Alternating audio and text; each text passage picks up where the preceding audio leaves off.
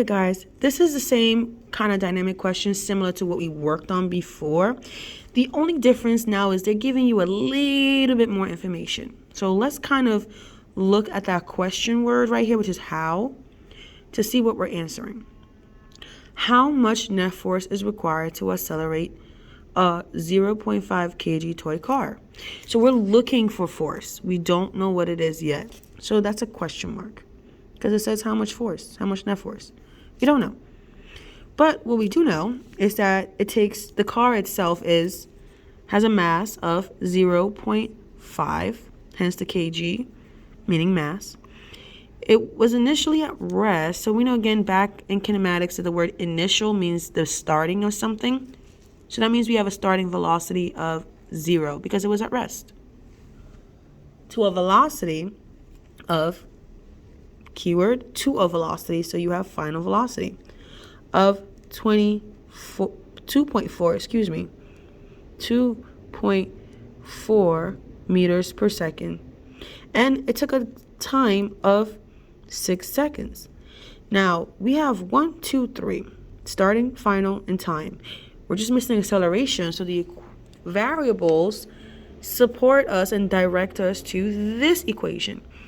Being that we're looking for acceleration, this equation would make the most sense. So we're going to start there. This becomes a two-step problem. Step 1, we have to find acceleration. And step 2, we use what we find to get force.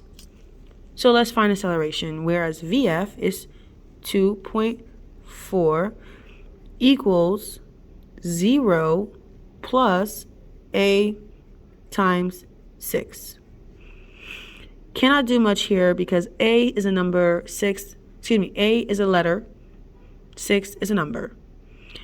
But we can get rid of the 0 because like we said before, 0 plus any number gives you that number. Now to get A by itself, remember that equal sign is like a wall. You want to do the opposite of whatever is happening on the other side of the wall where you are trying to get A by itself. A and 6 are being multiplied. So the opposite of multiplication is division. You're going to divide the number to get the letter by itself. So 6 can divide on both sides. Whatever you do to one side, you do to the other.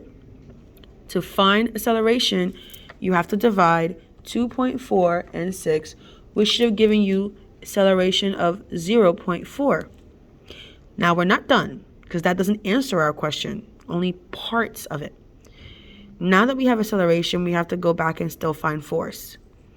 To find force, we need mass times acceleration.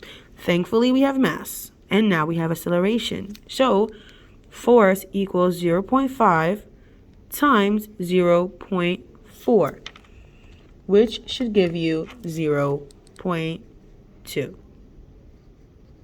And that is how you find force using kinematics.